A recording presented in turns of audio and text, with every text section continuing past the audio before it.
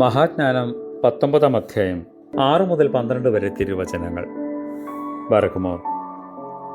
ഓരോ സൃഷ്ടിയും അതതിൻ്റെ ക്രമമനുസരിച്ച് ഉയരത്തിൽ നിന്നും സൃഷ്ടിക്കപ്പെടുന്നു.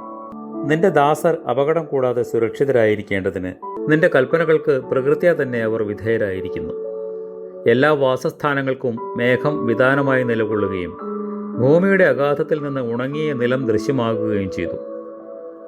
ചെങ്കടലിലൂടെ പ്രതിബന്ധമില്ലാത്ത വഴിയിലൂടെ അവർ ചവിട്ടിക്കൊണ്ട് മുന്നോട്ടു പോയി.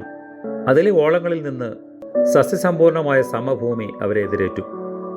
തൃക്കൈ അവയുടെ മേൽ ആവസിച്ചിരുന്നതുകൊണ്ട് സർവ്വജനവും അവയുടെ മേൽ കടന്നുപോയി. അവർ അത്ഭുതങ്ങളും അതിശയമേറിയ കാര്യങ്ങളും ദർശിച്ചു. അശ്വക്കൂട്ടങ്ങളെപ്പോലെ അവർ മേഞ്ഞു നടന്നു, കുഞ്ഞാടുകളെപ്പോലെ അവർ തുള്ളിച്ചാടി. അവർക്ക് രക്ഷ വരുത്തിയവനായ കർത്താവേ, നിനക്കവർ സ്തുതി പാടി. അവരുടെ വിദേശവാസകാലത്ത് സംഭവിച്ചതെല്ലാം അവർ ഓർത്തു. ജീവജാലങ്ങളുടെ ഉൽപ്പാദനത്തിന് പകരം ഭൂമി പുറപ്പെടുവിച്ചത് ഇഴജാതികളെയായിരുന്നു. നദി വെള്ളത്തിന് പകരം വളരെയേറെ തവളകളെയാണ് ഉൽപ്പാദിപ്പിച്ചത്. ഇവയ്ക്കെല്ലാം ശേഷം അവർ കണ്ടത് അവരുടെ സന്ധാരണത്തിനായി നിന്നോട് ഇര ചോദിക്കുന്ന പക്ഷികളുടെ വരവാണ്. സമുദ്രത്തിൽ നിന്ന് കാടപ്പക്ഷികളെ അവർക്ക് ആശ്വാസത്തിനായി നീ ഉയർത്തി അയച്ചു കൊടുത്തു.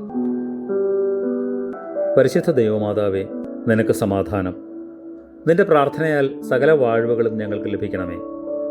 ദുഷ്പ്രവർത്തിക്കാർക്ക് ഒരുക്കപ്പെട്ടിരിക്കുന്ന പുറത്തെ അന്ധകാരത്തിൽ നിന്ന് ഞങ്ങളെ രക്ഷിക്കണമേ. ആമേൻ.